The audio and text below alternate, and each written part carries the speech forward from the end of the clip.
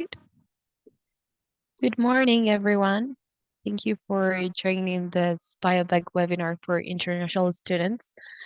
It's 11 a.m. and I think we can have a couple more minutes for everyone to join. This webinar is being recorded, and I think between tomorrow and next Monday, we will upload this to YouTube. So if you need to leave at a certain point of the webinar, you can leave and then watch this on YouTube. Yeah, just in a couple more minutes, we will start. We are more than 80 participants this morning, so I'm very happy for everyone and all the attendance. We will present the leaders for the BIObec centers, and they will have 5 minutes to explain this. And after the webinar, we will have another 5 minutes for questions and answers. And you can write all the questions on the chat, and then I will translate them. Again, thank you for being here. My name is Rocio Garcia. I'm from Sustainable Innovations, and I'm also the communications manager for BIObec project. Our project coordinator, Davide, couldn't be here because he was attending a class, but he says hi to everyone. And another technical instruction, I think this is it. It's a seminar on Zoom, so you don't have the audio or video except for the speakers. And again, you can send your questions either to my email or to the chat on Zoom. And I think we can start with Lina Mayorga. She's from the University of Hohenheim in Germany. Lina, if you want to unmute yourself. Yeah, sure. So hopefully you can hear me now. Yes, perfect. And I will try to do it in 5 minutes. Okay, so yeah, my name is Lina Mayorga. I work at the University of Hohenheim. And today I want to present you the Bio-based Education Center in Germany. But before, in the next slide, I want to start with the context and some information that might be interesting for you. So the University of Hohenheim is located in Stuttgart, in the region of Baden-Württemberg in Germany. And it's a model region at national level in bioeconomy. Because since 2013, it has a separate research strategy just for bioeconomy, and in June 2019, the state strategy was approved. So, and it was because of a lot of institutions and businesses in the region are dealing with bioeconomy. In the next slide, I just want to show you a really interesting tool. It's an interactive infographic developed for the research program Bioeconomy Baden-Württemberg. In the next slide, you can see all the different items that you can explore. So as a pioneer region, Baden-Württemberg has implemented a lot of collaboration among the different institutions. This can be seen, for instance, in the research program Baden-Württemberg, with projects around new biomass sources for the bioeconomy like miscanthus or microalgae, but also the processing of these products to create new value chains and develop innovative bio-based products, all these guided by sustainability monitoring. If you go to this link here, yeah, it's fine, next one. You can really explore everything there. You can see all the projects that we have regarding processing or bio-based materials or products. You can see also some videos that are in German, but with subtitles in English. So yeah, I just invite you to go there. In the next slide, I just want to show you why the University of Hohenheim is important in the region. So we have introduced in 2014 the first master degree program in bioeconomy in Germany. And bioeconomy has become really an important part of the profile of the university. In the next slide, you can see the strategy of the University of Hohenheim and everything that is happening here, apart from the bioeconomy master program. We have also agricultural research stations, biorefinery and food technology centers, but also an international collaboration, for example, with the European or leading the European Bioeconomy University together with other 5 universities in Europe. And in the next slide, please. So from all this innovative ecosystem, you can see that a lot of things are happening. And that's why we want to create this bio-based education center. We are starting creating it, where we want to connect everything that is happening regarding bioeconomy education in the region, but also inside the university with the students. And that's why in the next slide, please, you can see that our main target groups are the students from bachelor and master programs, but also PhD students, and in the future, hopefully also lifelong learners. With some of the activities that I show in the next slide, for example, some innovative courses, but also we want to foster the connection with the industry, for example, through the thesis, master or bachelor thesis. We have also developed, and we want to put it there for everyone to be used, some tools for teaching bioeconomy related topics. And so on and so on. So, but in the last slide, I just want to show you 3 main things. So the first one is a book. It's called Bioeconomy: Shaping the Transition to a Sustainable Bio-based Economy. Everyone can have access to it, so I invite you also to go to this link and download the book. But we have also this online course that's called Concepts of Sustainable Bioeconomy, with a lot of different topics. And for the students of the EBU universities, we have now an additional certificate that is called EBU label. So that's it. I just wanted to show you some main things that we are developing here. Thanks a lot. In the next slide, you can see also, I think, my email in case you have any question or anything. Thanks.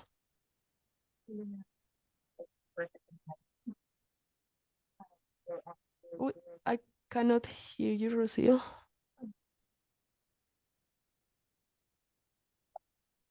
Sorry. Thank you, Lina. Sure. Thank you for your presentation. It was also perfect on time. Now we will follow with our Finnish partner, Katri Rusanen. Sorry for my pronunciation for your last name. And she will present from the University of Eastern Finland. Yeah, no, it was perfect. So my name is Katri, and I'm a doctoral researcher here in the University of Eastern Finland at the School of Forest Sciences. And the Finnish BBEC is,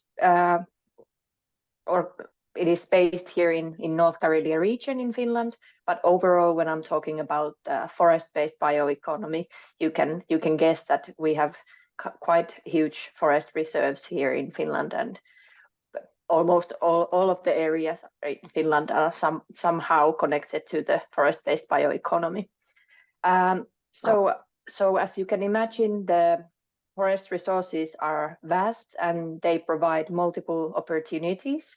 And of course, you can think of the different wood production services they provide, but also different foods such as mushrooms and berries that you can pick from the forest. And also forests can be used for energy, or they are considered as an important habitat for different animals.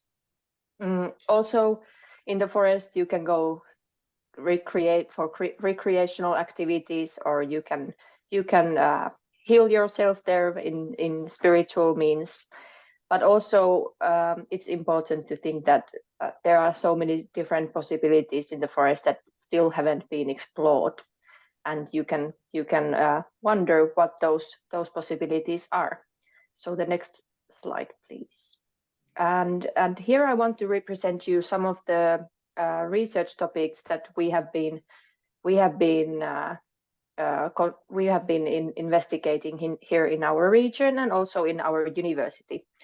And overall, in our School of Forest Sciences, we have several different research topics that include also forest measurement, IT and planning, forest management, soil sciences, ecology and health, forest economics, policy and forest side, and wood materials science, wood procurement, and bioenergy. So all different aspects regarding forest-based bioeconomy. But in our projects, there are various different topics considered, and here Unite is one of the largest consortiums in our school, and this huge project is kind of developing the forest, human, and machine interplay. And here, especially the remote sensing technologies, other technologies are developed. Also, AI and gamification methods are used in forests. Also, I wanted to represent you this new project of ours, which is BioSys Japan, and where we are taking our bioeconomy, forest bioeconomy concepts to the Japanese and South Korean areas, and we are investigating how forest bioeconomy could be implemented, and especially with the mushrooms and different non-timber forest products from the forests. And then another project, Black Green, is developing the biochar initiatives in our region, and this is a regional project. And then as one educational project, I want to represent you this Bioeconomy, which was already implemented, and it was developing the educational needs of the forest professionals, so different companies could better train their own professionals in their organizations. And then next slide, please. And of course, when we are thinking of the forest-based bioeconomy, it creates multiple possibilities for the businesses.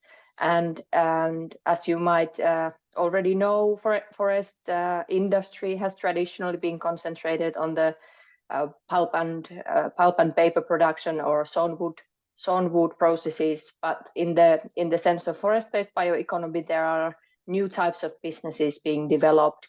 And here I wanted to represent you some local examples from the North Karelia, but also national ones from Finland. And Kellu is an airship company, and they are doing some remote sensing through their airships, and also some fertilization to the forests.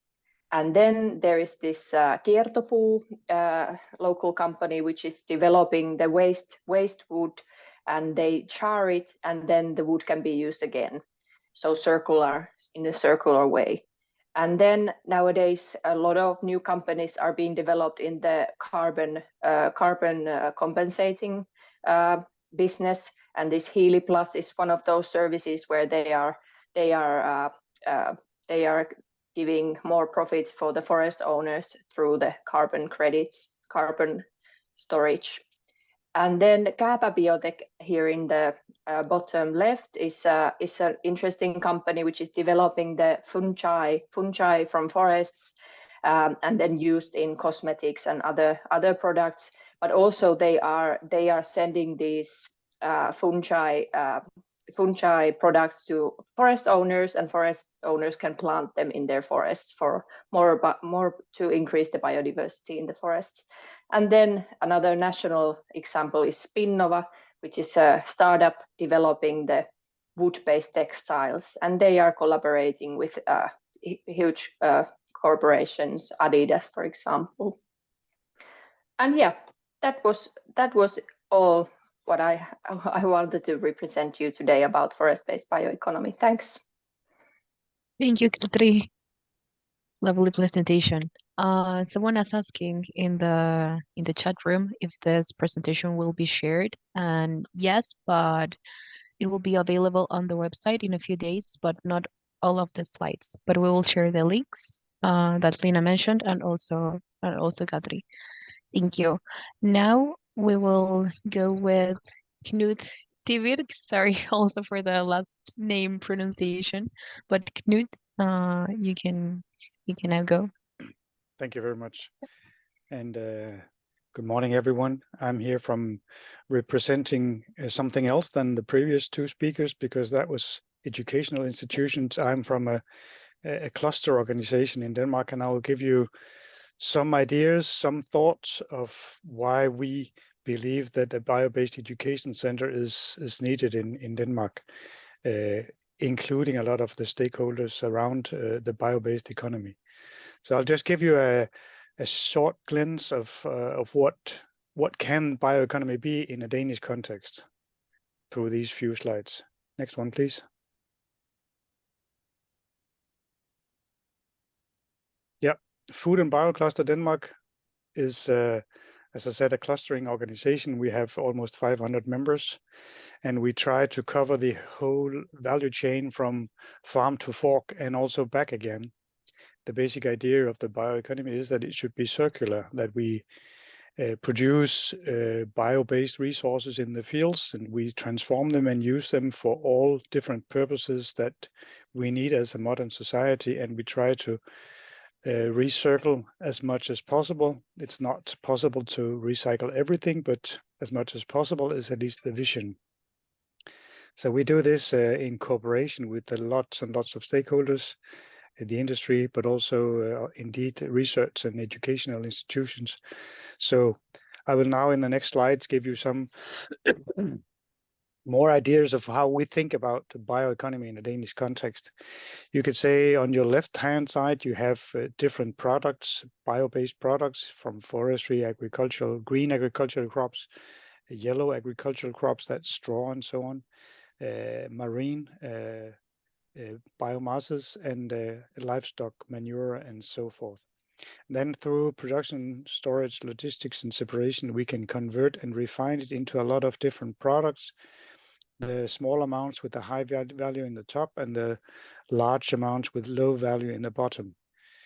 We try to use as much as possible of the produced bioresources and recycle the nutrients through the livestock manure mainly. Some of the bio-based materials is converted in cascades, and this is kind of the theory behind the next slide and the next couple of slides. So giving you a much more specific example. This is, you could say, in a way, a standard bio-based biogas production setup in Denmark. We have the farming system with livestock producing a lot of manure, and you take the manure and other biomasses and put it into a biogas plant. This is standard in many countries. The digestate and biofibers we use again in the agriculture for crop production or for animal bedding and so forth.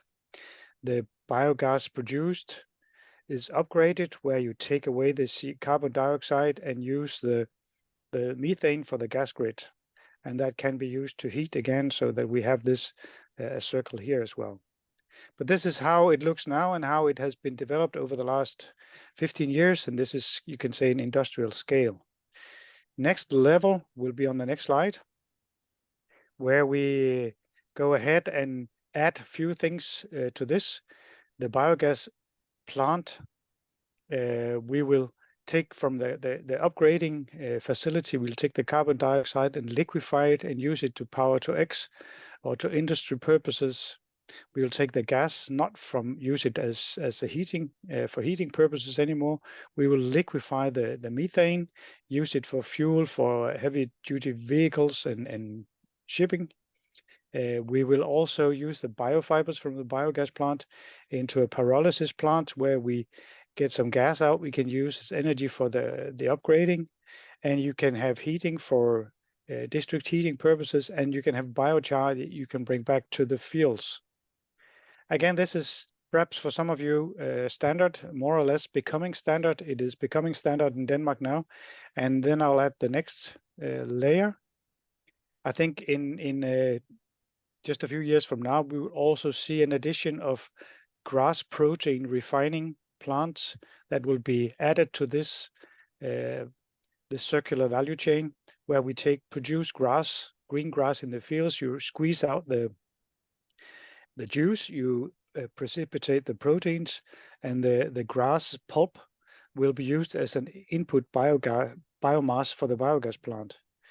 And the proteins precipitated can be used for monogastric animals, and this is going to be a standard as well. It is now in industrial scale in Denmark in a few cases, but it will be coupled with the rest here. Next one, please. Next level. I think there's one more. Yeah. So this is what we could call future carbon economy set up in Denmark. We start thinking that during the last 120 years, livestock production has been very important for the economy of farmers in Denmark. But we believe that in the future, it's the carbon in the produced biomasses that will actually be the real value in this system.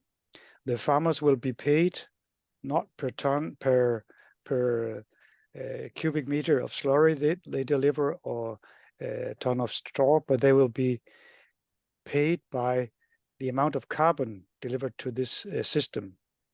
And they will yes, that's going to be, they're going to own also again a proportion of this whole setup, depending on how much carbon they can deliver. So we believe that the carbon in this system can actually be the driver for future bioeconomy in a Danish context. I think that this is a huge transition from having a focus on livestock production. We're now going to have a focus on carbon production in the Danish agricultural bioeconomy, you could say. And this relatively complex picture is also why we believe there's a need for a bio-based education center in Denmark. Many of these combinations of technologies and recycling and cascading of the different components is not found in the present curricula in educational system today. So we want to go together with the industry behind this, with the universities, with the existing technical educations as well, to create future educational courses to add on for people working within this business. How can they actually understand this better and then optimize the future carbon bioeconomy setup? So that's the reason why we are part of this project, and how we see this can be a very valuable add-on to the present educational systems. I think the next slide, and then that's it. Thank you. And I think my contact was on the first slide, if you want to hear more. Thank you. Thank you, Knud. We have 2 questions for you, but maybe we can do it at the end of every presentation. 2 questions from Gabriel. But we can follow with George Sakellaris. George, he's having a little bit of trouble with his internet connection, but maybe we can try without him using the video, but you can hear his voice. And thank you, Knud.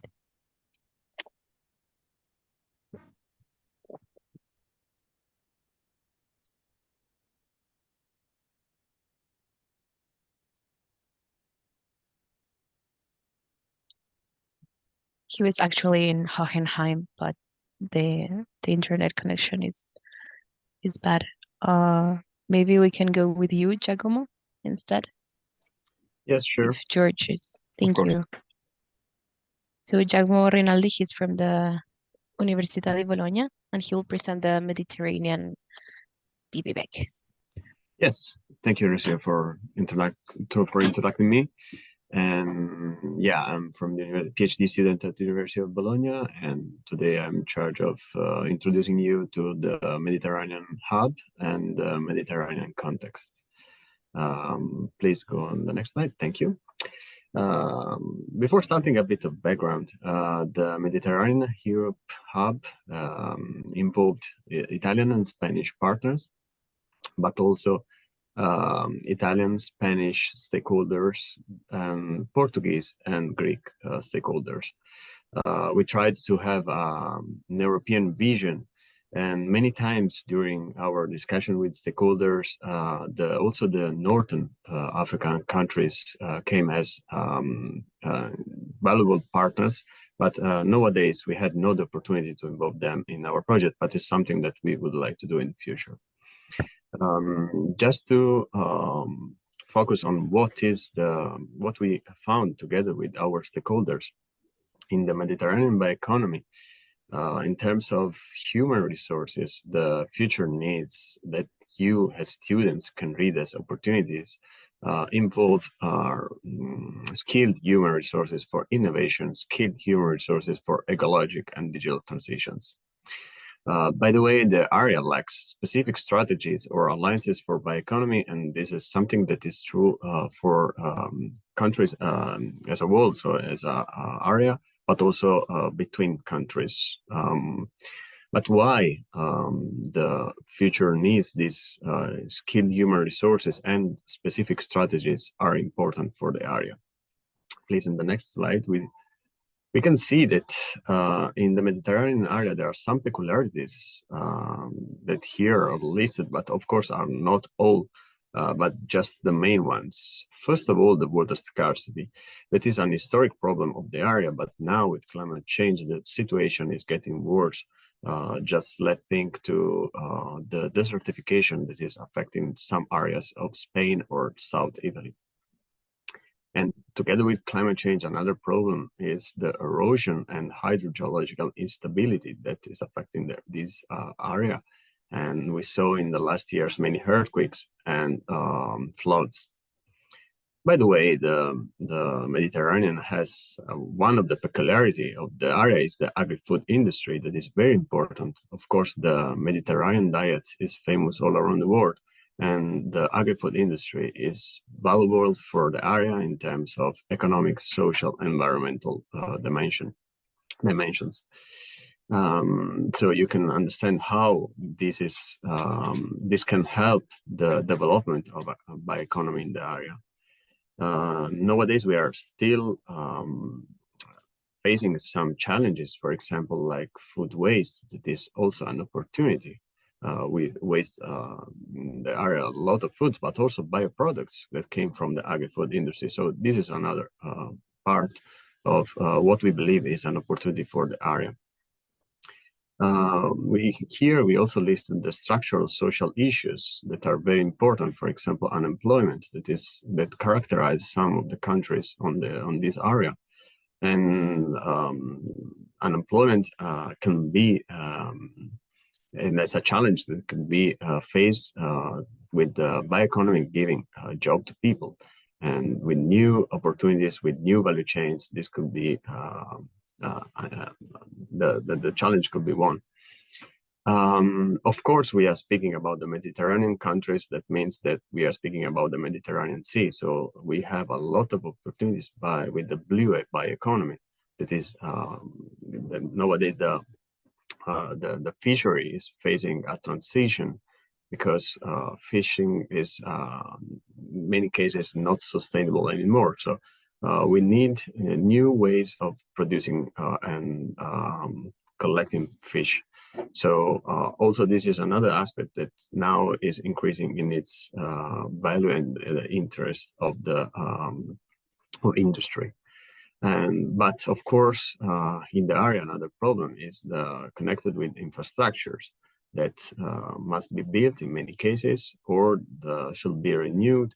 Let's think just to ports or I-ports that now with new trades need new structures to be up to date.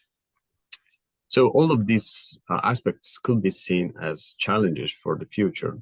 Please, next slide. So these challenges, what we found in the project is that these challenges require, for sure, human resources that have deep specific knowledge in their own fields, for example, chemistry, but other fields of study. So it's very important for us as basic knowledge about specific field. But another part that is perceived as fundamental for the future is the transversal knowledge. So a student graduated in chemistry should be able to understand the basics of economics or ecology or agronomy, etc., etc. So this is connected with what we see on the right of this slide. So this cycle of bio-waste valorization, bioproducts, innovation, biomass, is really important to understand the languages of the different professionals involved in the valorization of the bioeconomy. We call this kind of approach T-shaped approach. And as I already mentioned before, if you go ahead. Okay, thanks. With something that we found together, we found together with our stakeholders. So here, this kind of approach comes from the suggestions of people involved in the jobs world. So maybe this is more valuable for you. Next slide, please. To do so, we believe, and we saw in the previous presentation also, that complementary education is something that is perceived as important. An example is given here by, for example, this project, the FIBI Plus. That is another project with the European Bioeconomy University, EBU, that is an alliance of several universities across Europe. In this case, the aim is to equip students, mostly masters and PhDs, with sustainable entrepreneurship skills. So here the focus is about entrepreneurship. This is the main concept. The FIBI educational offer include online courses. Here there's a big small mistake, are not 7 modules but 8, and face-to-face sessions. In the last 2 years, the sessions were the in-person sessions were in Bologna and Warsaw, and in the next April it will be in Wageningen in the Netherlands, and then from 2025 and 2026 the students from the different EBU universities will be hosting their own university to make these face-to-face sessions. Next slide, please. Here is just to give you an idea on how I underlined before the concept of entrepreneurship. That is the main concept here, but you can see how many dimensions are involved in the entrepreneurships, ranging from the introduction to bioeconomy to marketing, for example, or from business management to digitalization. So this is just to give you an idea of how could be complex. And then what we want to underline is the in-person intensive study week. Next slide, please.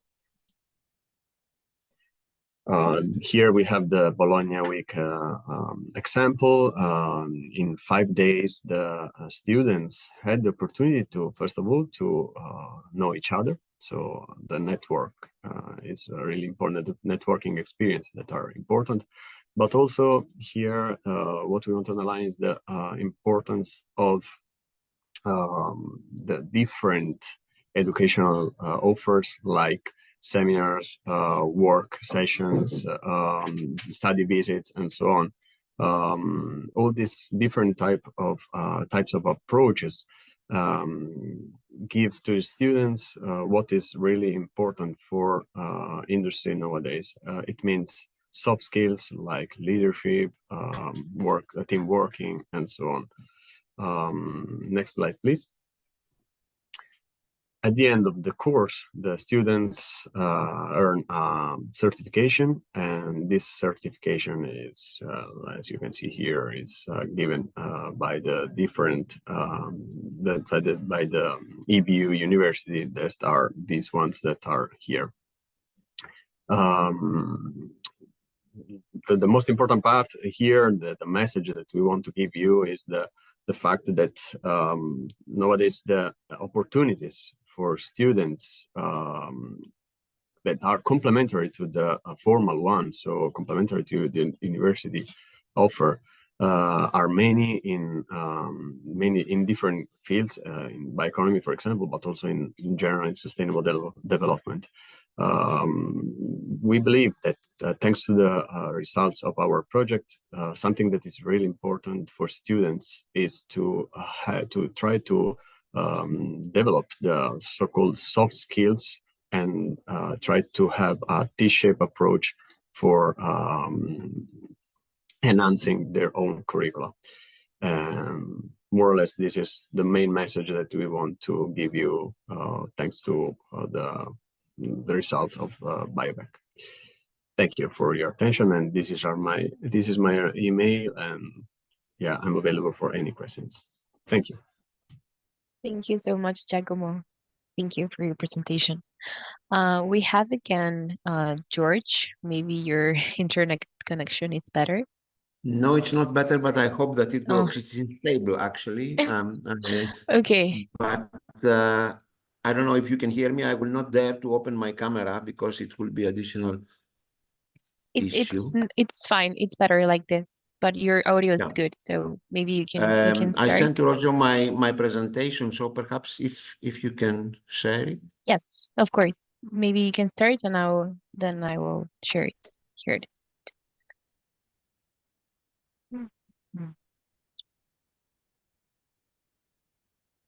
Roger, you have it, or Yes, I have it. I have it. Just okay, one good. more second. Good. George, maybe you can start, and I will share just in 5 seconds. All right. Okay. Very sorry about that. Here we go. It's fine. It's things of the live streaming. Okay. All right. Okay, So here it is. yes, this is the BIObec Center from the Central and Eastern European part. There are 3 laboratories from 3 countries involved. This is the ProCivis from Poland, who are coordinating, let's say, this group. This is the agricultural research from the Czech Republic, and from Bulgaria. We had some data to present. We have make a profile of the particular countries, and I'm going to tell you. Simply, the situation in the Central and Eastern Europe, it's a little bit different than the rest of Europe. There are many factors which are changing. We make this difference. One of the factors is that very few countries, they have already adopted a bioeconomy strategy. Actually, it's just one, Latvia. And Estonia has already a roadmap which will end up in a new strategy, hopefully. And a couple of other countries, including Czech Republic, who are discussing about adopting strategy. The other parameter is that the bio-based industry has a very low participation, penetration in these countries. And the third parameter is that any kind of activities, due to the political past, etc., they have a sense of top-down instead of a bottom-up approach that it should be in other European areas. Can you show me the next slide, please? No.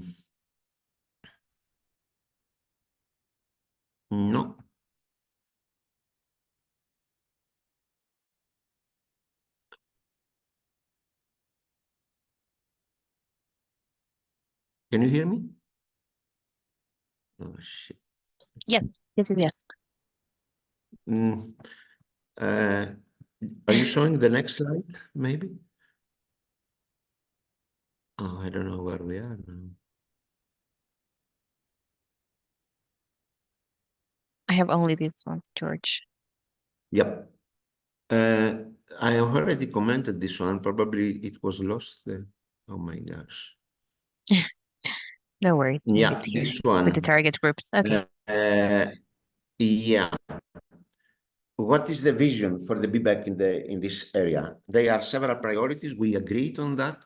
One is the raise of awareness in the general public and the stakeholders. That's the general thing. Then to develop education offer in early levels, and also raising the awareness among particular groups. Actually, there is a political platform operating in these countries, the BIOECs, perhaps you know about it. And within this platform, there are thematic working groups. And one of these thematic working group is the thematic working group on education, which I'm leading personally. And there we have some tools and actions in order to enhance the educational tools within the region. Another approach is to support the government and the decision makers in educational communicate with them, but it has a project progress. Then to enhance the possibilities for private investment, which is a vital issue to the private money to be in the business, and to cooperate with the BIObec network in general. The BIObec has been a strong dynamic, the project itself, and it is very helpful to enhance these possibilities of cooperation. Can we see the next slide, or we are still connected together? Yeah.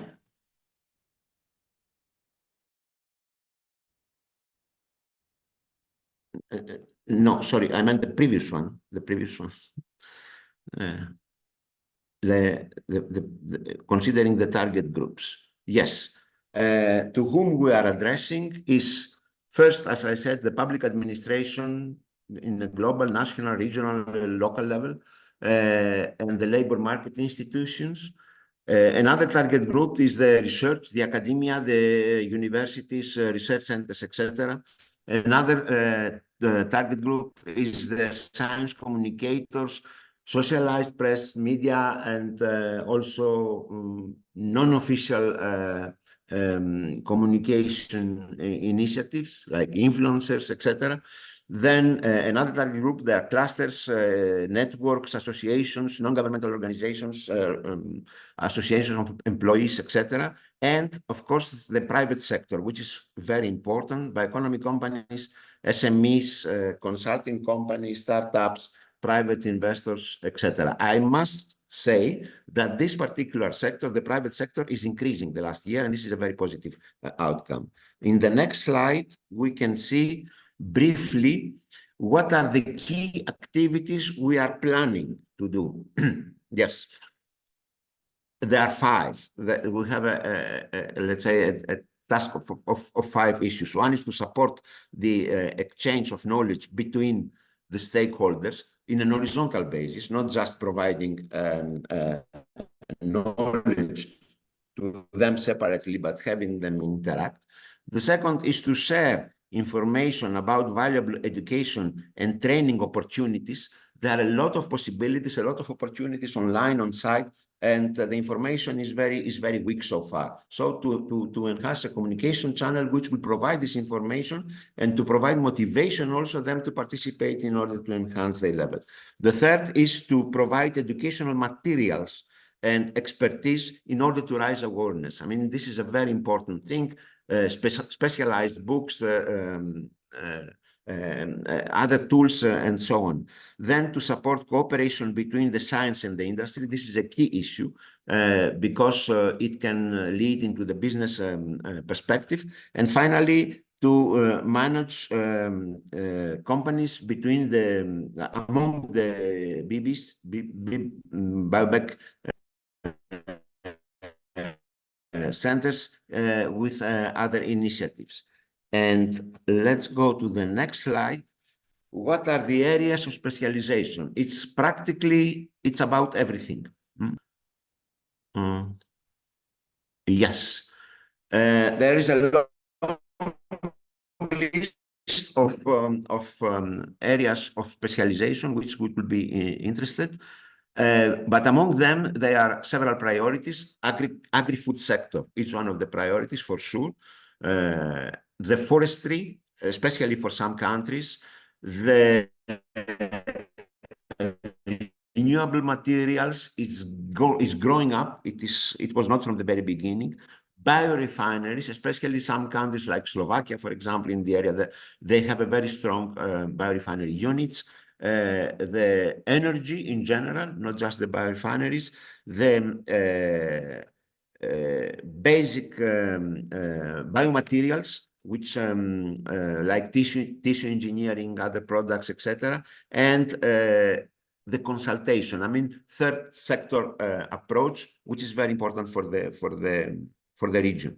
There is a plan on how to implement all these ideas into the region. We are in strong discussions with respective stakeholders, and we do hope that this will make it pass from the desk research into the practice in the years to come, in the very few. I'm very sorry for the short presentation. I just make it shorter, and for the internet problems, but this is in brief what I had to say, and thank you very much. Sorry again. Thank you so much, George. No worries about the bad connection. Yeah, These things thank happen. Thank Yeah. you. As I said at the beginning, we will share like a summary of these slides on the BIObec website for everyone to download them or to view them again. Now we'll go with Fiona Scott-Hayward. Fiona, just give me a second to present the PowerPoint. Sure, no worries. But yeah, Hi, you everybody. can- My name is you can start. Fiona, and I work at Munster Technological University. I'm a researcher in circular economy, and I work across a few different departments. So let's just see if the presentation can load. Yeah, it's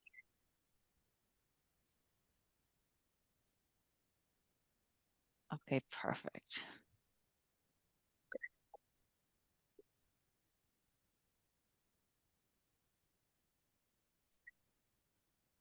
So yeah, as you can see there, this on the left-hand side, I'm part of the Circular Bioeconomy Research Group here at MTU. Also at MTU, we have a cluster of bioeconomy businesses, and we have Ireland's Knowledge Centre for Carbon, Climate and Community Action. And on the next slide, you'll see that this is a map of Ireland's bioeconomy, showing all of the actors in the Irish bioeconomy. So you can see that Munster Technological University is a very key player. Our cluster is over there on the right. And then you also have the Irish Bioeconomy Foundation. So I think Kevin is on the call. The Irish Bioeconomy Foundation was MTU's partner on this EU BIObec project. So moving on, skip that one. And so Ireland's Bio-Based Education Centre. So the design of Ireland's Bio-Based Education Centre is part of the BIObec project. The idea was to bring together all of the bioeconomy stakeholders in Ireland and provide a central platform that would be staffed and would promote existing courses in the bioeconomy, and then would really work together with industry, with the workforce, with existing education centres to identify gaps and needs for new courses and work to develop them right through from schools and community outreach into undergrad, vocational and apprenticeships, through postgrad, and then lifelong learning especially. So if we go to the next one, this is just, there was a question there in the chat about bioeconomy specific courses. So this is just a few of the bioeconomy related courses running in Ireland right now. There's a diploma in bioeconomy with business, one in innovative and sustainable agriculture, a more broad certificate in circular economy, which moves beyond just the bioeconomy into more circular economy. And then the last one there is an MA in regenerative tourism. And this is of real interest to those in the agricultural sector. So I think we're finding this across Europe, where so many farms are actually diversifying into agritourism and still remain key actors in the bioeconomy. So move on then to bioeconomy in Ireland. We divide into sustainable agri-food systems and the marine. So we don't really have a lot of forests like Finland. These are our real key areas in the bioeconomy. So what I wanted to do today is just give you a little case study. On the next slide, you'll see the title there. Knud mentioned it briefly in his presentation, the concept of green biorefineries. And the idea here in Ireland is, how can farmers get more usable protein and co-products from the grass? So on the next slide, you'll see that Ireland is known as the Green Island. We all know that. 57% of the land is covered in grass. But you can see on the next slide, maybe not so green. We have one of the highest agricultural emissions levels in Europe.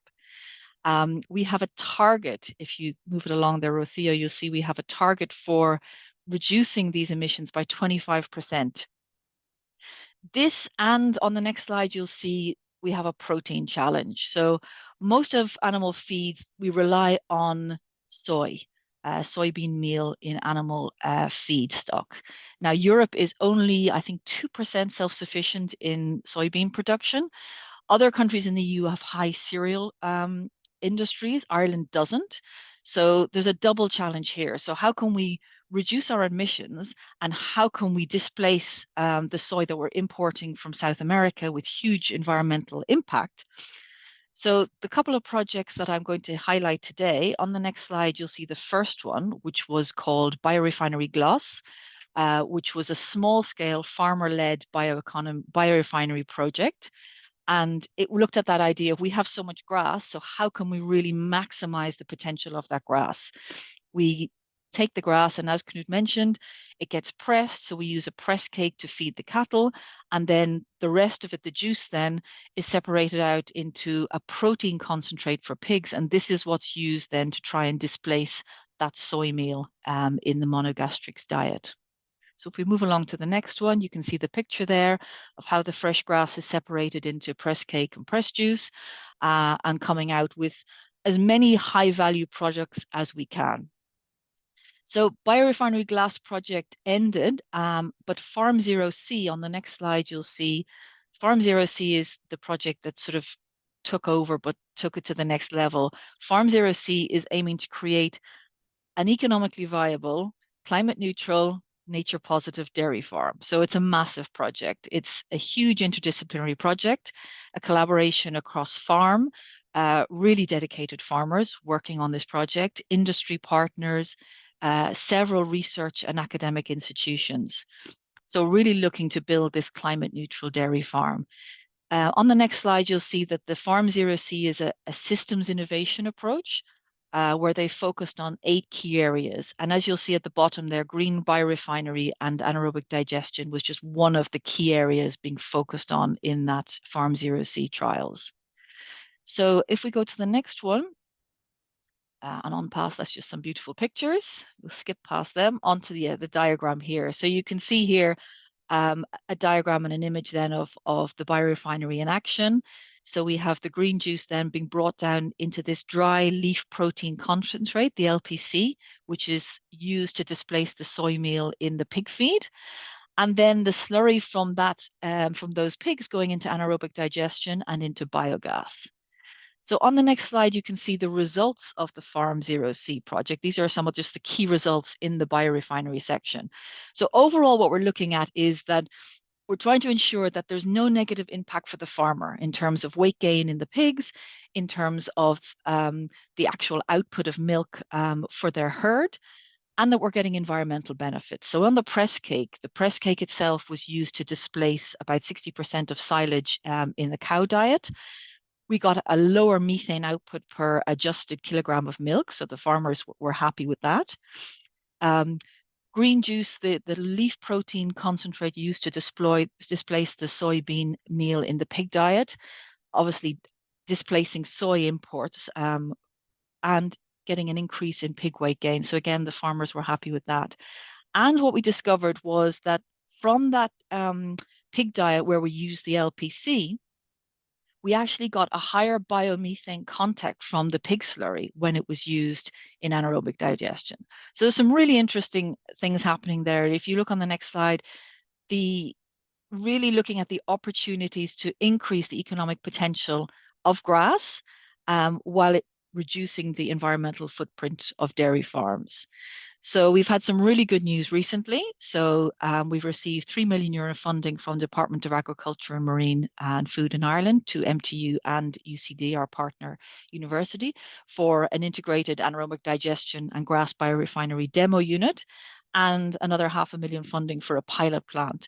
So if you look on the next slide, then what this means is that we can move along the technological innovation pathway. So as Knud said, it's really getting to how can we move through the validation, the demonstration of the technology, and getting to scale up and commercialization. And with that funding and that demo and pilot plant, that'll bring us now to technological readiness level 6 and 7, right through to demo of that technology. So that's what I wanted to share today. That was just a snapshot of one part of the bioeconomy, give an idea to people out there what the bioeconomy in Ireland can look like. If you want to learn more about the Farm Zero C project, there was a webinar done recently across all of the key areas, which you can watch on YouTube. James Gaffey, who's one of the co-directors of the Circ Bio Research Centre where I work, is the contact for grass refining if you've got any in-depth questions, and you can have a look at our website. So that's it from me. You have my contact details there if you've got any questions. And I think then the other thing I wanted to share with you, are we going to go straight in, Rocio, to have a look at the BISC-E project? Yes, we can. Yeah, so I'm conscious of time, so I'm just going to run through this quickly, but this is interesting for any students on the call who are interested in a bio-based innovation challenge. So if you just move through, yeah, so it's looking at exploring the bio-based work field, developing a product or a process. It's trying to align what the industry needs with the curriculum in the bioeconomy. So each country involved brings in industry, academia, and government in their country, and the students will all get a huge amount of support and networking opportunities. We move along then. So you can participate through your own country. So later on, we'll share the link where you can have a look and see, is your country represented? And then you can contact your country rep. Each country runs its own competition or system to get through. And then the national student winners from each country go to the European final, which this year will take place in September. So have a look at the next slide then. So prizes, so well worth getting involved. There are huge prizes.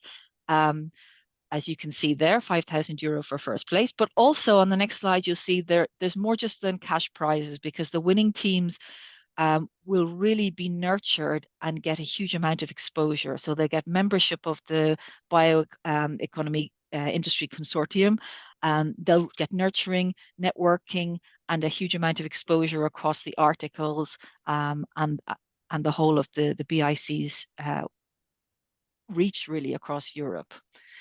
So that's just an overview. Yeah, there each country can have a national competition if they have at least 2 teams. And each country kind of decides how the national competition is going to run. So here in Ireland, for example, the steering group is going to run webinars to help the students upskill. Netherlands, for example, are proposing challenges that the students will choose from.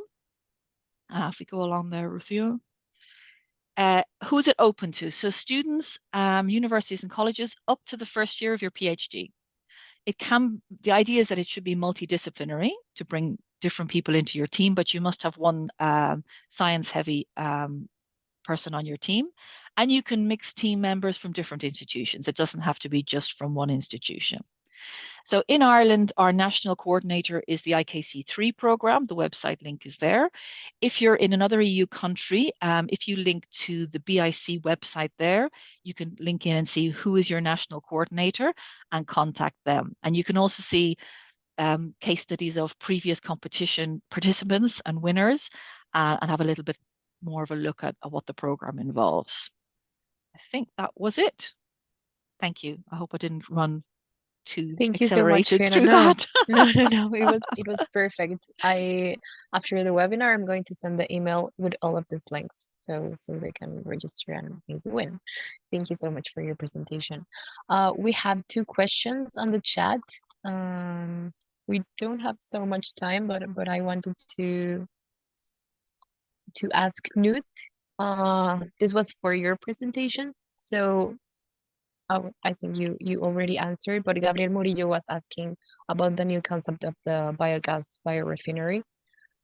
How small can be scaled up the concept to adapt it to owners of a few dozens of hundreds of cattle? I know that you answered on a written message, but this will be also video, so I you try can to just answer. respond really quick. Yeah. It depends very much on the economy, the local economy. You can say some of the technologies are dependent on economy of scale, but I have an example that we try to install some of these technologies on very small farms in Uganda. So it is possible in other sizes, but it depends very much on the local economy. Thank you, dude. And Fiona, this was a question for your presentation by Yurifi Kennedy. What are the key contributions of academic researchers, farmers, and industries in the Farm Zero project? And how is this collaborative effort expected to drive innovation and sustainable practices in Irish agricultural sector? Yeah, so huge question. But yeah, those eight key areas that I mentioned, each of those 8 key areas is a collaboration. So, for example, on the green biorefineries, it was a collaboration between, for example, us here at MTU, the actual farmers themselves, and actually making sure that these trials, how they actually happen on the farm. If you have a look at some of the other ones there are researchers in different universities across Ireland working on some of the other sections of the project and some of the innovation centres. And what's been done then, if you probably have a look at the Farm Zero C website, you'll see that what they're producing then is, what they want to produce is sort of ideas then for how farmers can move forward. So farmers who are not involved in the Farm Zero C project, they're looking at case studies from Farm Zero C and saying, okay, look, if you do X, this will, and you have a farm of this size, this will mean Y, Z results at the end of the year. So really looking to see, well, the things that we did in Farm Zero C, bring them out to the rest of the farming community and really drive those sustainable practices in the Irish agricultural sector. Thank you. Thank you, Fiona. So I think we can end this webinar, but before everyone leaves, I wanted to update you about our upcoming webinars in January. This month is fully packed for BIObec. The next one is on Monday, 22nd. We have the webinar of capacity building and our second international IRWG workshop. You can register on our website. And on the January 30, we have our BIObec final conference. So hopefully you will join us for these 2 upcoming events, and make sure to follow us on social media. We are on LinkedIn and X, formerly known as Twitter. And thank you so much. Thank you all the speakers, and see you soon. Thank you. Thank you very Thank much. you. Thank you all. Thank you. Thank you, everyone. Thank you. Goodbye. Bye-bye.